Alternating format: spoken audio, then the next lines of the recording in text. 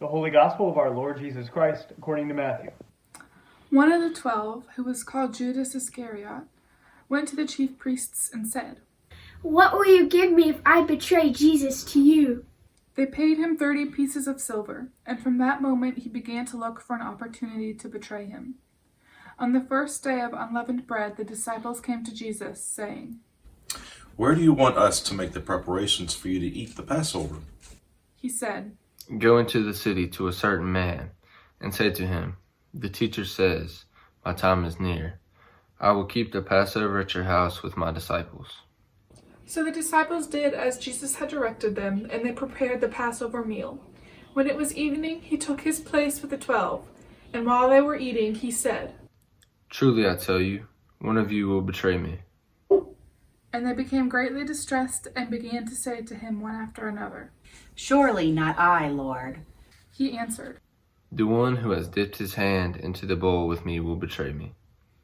The Son of Man goes as it is written of him, but woe to that one by whom the Son of Man is betrayed. It would have been better for that one not to have been born. Judas, who betrayed him, said, "Surely not I, Rabbi." He replied. You have said so. While they were eating, Jesus took a loaf of bread, and after blessing it, he broke it, gave it to the disciples, and said, Take, eat. This is my body. Then he took a cup, and after giving thanks, he gave it to them, saying, Drink from it, all of you, for this is my blood of the covenant, which is poured out for many for the forgiveness of sins. I tell you, I will never drink again of this fruit of the vine until that day when I drink it new with you in my Father's kingdom. When they had sung the hymn, they went out to the Mount of Olives. Then Jesus said to them, You will all become deserters because of me this night, for it is written, I will strike the shepherd, and the sheep of the flock will be scattered. But after I am raised up, I will go ahead of you to Galilee. Peter said to him, Though all will become deserters because of you, I will never desert you. Jesus said to him, Truly I tell you, this very night, before the cock crows, you will deny me 3 times. Peter said to him, Even though I must die with you, I will not deny you. And so said all the disciples. Then Jesus went with them to a place called Gethsemane, and he said to his disciples, Sit here while I go over there and pray. He took Peter with him and the 2 sons of Zebedee and began to grieve and agitate. Then he said to them, I am deeply grieved, even to death. Remain here and stay awake with me. And going a little farther, he threw himself on the ground and prayed, My Father, if it is possible, let this cup pass from me, yet not what I want, but what you want. Then he came to the disciples and found them sleeping. He said to Peter, So, could you not stay awake with me 1 hour? Stay awake and pray that you may not come into the time of trial. The spirit indeed is willing, but the flesh is weak. Again he went away for the 2nd time and prayed, My Father, if this cannot pass unless I drink it, your will be done. Again he came and found them sleeping, for their eyes were heavy. So leaving them again, he went away and prayed for the 3rd time, saying the same words. Then he came to the disciples and said to them, Are you still sleeping and taking your rest? See, the hour is at hand, and the Son of Man is betrayed into the hands of sinners. Get up, let us be going. See, my betrayer is at hand. While he was still speaking, Judas, one of the 12, arrived. With him was a large crowd with swords and clubs, from the chief priests and the elders of the people. Now the betrayer had given them a sign, saying, "The one I will kiss is the man. Arrest him." At once he came up to Jesus and said, "Greetings, Rabbi." and kissed him. Jesus said to him, Friend, do what you are here to do. Then they came and laid hands on Jesus and arrested him. Suddenly, one of those with Jesus put his hand on his sword, drew it, and struck the slave of the high priest, cutting off his ear. Then Jesus said to him, Put your sword back into its place, for all who take the sword will perish by the sword. Do you think that I cannot appeal to my Father, and he will at once send me more than 12 legions of angels? But how then would the Scriptures be fulfilled, which say it must happen in this way? At that hour Jesus said to the crowds, Have you come out with swords and clubs to arrest me as though I were a bandit? Day after day I sat in the temple teaching, and you did not arrest me. But all of this has taken place so that the Scriptures of the prophets may be fulfilled. Then all the disciples deserted him and fled. Those who had arrested Jesus took him to Caiaphas, to the high priest, in whose house the scribes and the elders had gathered. But Peter was following him at a distance, as far as the courtyard of the high priest. And going inside, he sat with the guards in order to see how this would end. Now the chief priests and the whole council were looking for false testimony against Jesus, so they might put him to death.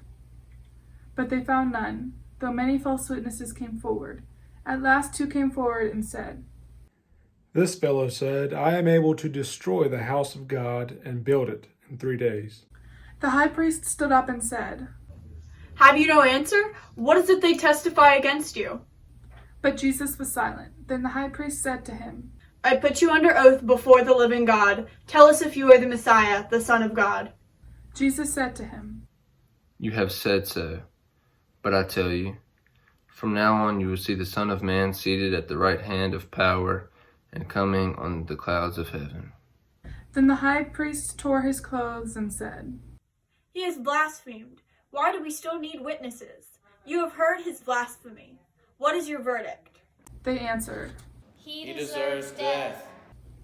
Then they spat in his face and struck him, and some slapped him, saying, Prophesy to us, you Messiah. Who was it that struck you? Now Peter was sitting outside in the courtyard. A servant girl came to him and said, You also were with Jesus the Galilean. But he denied it before all of them, saying, I do not know what you are talking about. When he went out to the porch, another servant girl saw him, and she said to the bystanders, This man was with Jesus of Nazareth. Again he denied it with an oath. I do not know the man. After a little while, the bystanders came up and said to Peter, Certainly you are also one of them, for your accent betrays you. Then he began to curse, and he swore an oath. I do not know the man. At that moment the cock crowed. Then Peter remembered what Jesus had said. Before the cock crows, you will deny me 3 times. And he went out and wept bitterly. When morning came, all the chief priests and elders of the people conferred together against Jesus in order to bring about his death. They bound him, led him away, and handed him over to Pilate the governor. When Judas, his betrayer, saw that Jesus was condemned, he repented and brought back the 30 pieces of silver to the chief priests and elders. He said, I have sinned by betraying innocent blood. But they said, What is that to us? See to it yourself. Throwing down the pieces of silver in the temple, he departed, and he went and hanged himself. But the priests, taking the pieces of silver, said, Is it not lawful to put them in the treasure? Since they are blood money. After conferring together, they used them to buy the potter's field as a place to bury foreigners.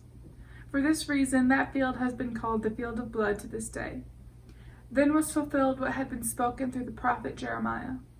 And they took the 30 pieces of silver, the price of the one on whom a price had been set, on whom some of the people of Israel had set a price, and they gave them for the potter's field, as the Lord commanded me. Now Jesus stood before the governor, and the governor asked him, Are you the king of the Jews? Jesus said, You say so? But when he was accused by the chief priests and elders, he did not answer. Then Pilate said to him, Do you not hear how many accusations they make against you? But he gave no answer, not even to a single charge, so that the governor was greatly amazed. Now at the festival, the governor was accustomed to releasing a prisoner for the crowd, anyone whom they wanted. At that time they had a notorious prisoner called Jesus Barabbas. So after they had gathered, Pilate said to them, Whom do you want me to release to you, Jesus Barabbas or Jesus who is called the Messiah? For he realized that it was out of jealousy that they had handed him over. While he was sitting on the judgment seat, his wife sent word to him, Have nothing to do with that innocent man, for today I have suffered a great deal because of a dream about him." Now the chief priests and the elders persuaded the crowd to ask for Barabbas and to have Jesus killed. The governor again said to them, "Which of the two do you want me to release to you?" and they said, Barabbas. Pilate said to them, "Then what should I do with Jesus who is called the Messiah?" all of them said. Crucify him. Then he asked, "Why? What evil has he done?" but they shouted all the more. Let him be crucified. So when Pilate saw that he could do nothing, but rather that a riot was beginning, he took some water and washed his hands before the crowd, saying, "I am innocent of this man's blood. See to it yourselves." Then the people as a whole answered. His blood be on us and on our children. So he released Barabbas for them, and after flogging Jesus, he handed them over to be crucified. Then the soldiers of the governor took Jesus into the governor's headquarters, and they gathered the whole cohort around him. They stripped him and put him in a scarlet robe, and after twisting some thorns into a crown, they put it on his head. They put a reed into his right hand and knelt before him and mocked him, saying, "Hail, King of the Jews!" They spat on him and took the reed and struck him on the head. After mocking him, they stripped him of the robe and put his own clothes on him. Then they led him away to crucify him. As they went out, they came upon a man from Cyrene named Simon. They compelled this man to carry his cross. And when they came to a place called Golgotha, they offered him wine to drink, mixed with gall. But when he tasted it, he would not drink it. And when they had crucified him, they divided his clothes among themselves by casting lots. Then they sat down there and kept watch over him. Over his head they put the charge against him, which read, "This is Jesus, the King of the Jews." Then 2 bandits were crucified with him, one on his right and one on his left. Those who passed by derided him, shaking their heads and saying, "You who would destroy the temple and built it in 3 days, save yourself. If you are the Son of God, come down from the cross." In the same way the chief priests also, along with the scribes and elders, were mocking him, saying, He saved others. He cannot save himself. He is the the King of Israel. Let him come down from the cross now. And we will believe him. Trust in God. Let God deliver him now. If he wants to, for he said he is God's son. The bandits who were crucified with him also taunted him in the same way. From noon on, darkness came over the whole land until 3 in the afternoon. And about 3 o'clock, Jesus cried with a loud voice, Eli, Eli, lima sabachthani. That is, My God, why have you forsaken me? when some of the bystanders heard it, they said, This man is calling for Elijah. At once one of them ran and got a sponge, filled it with sour wine, put it on a stick, and gave it to him to drink. But the others said, Wait, let us see whether Elijah will come to save him. Then Jesus cried again with a loud voice and breathed his last. At that moment the curtain of the temple was torn in two, from top to bottom. The earth shook, and the rocks were split. The tombs also were opened, and many bodies of the saints who had fallen asleep were raised. After his resurrection they came out of the tombs and entered the holy city and appeared to many. Now when the centurion and those with him, who were keeping watch over Jesus, saw the earthquake and what took place, they were terrified and said, Truly this man was God's son. Many women who were also there, looking on from a distance. They had followed Jesus from Galilee and had provided for him. Among them were Mary Magdalene, and Mary the mother of James and Joseph, and the mother of the sons of Zebedee. When it was evening, there came a rich man from Arimathea, named Joseph, who was also a disciple of Jesus. He went to Pilate and asked him for the body of Jesus. Then Pilate ordered it to be given to him. So Joseph took the body and wrapped it in a clean linen cloth and laid it in his own new tomb, which he had hewn in the rock. He rolled a great stone to the door of the tomb and went away. Mary Magdalene and the other Mary were there, sitting opposite the tomb. The next day, that is, after the day of preparation, the chief priests and the Pharisees gathered before Pilate and said, Sir, we remember what that impostor said while he was still alive. After 3 days I will rise again. Therefore command the tomb to be made secure until the 3rd day. Otherwise his disciples may go steal him away and tell the people, 'He has been raised from the dead,' and the last deception would be the worse than the first." Pilate said to them, "You have a guard of soldiers. Go, make it as secure as you can." So they went with the guard and made the tomb secure by sealing the stone.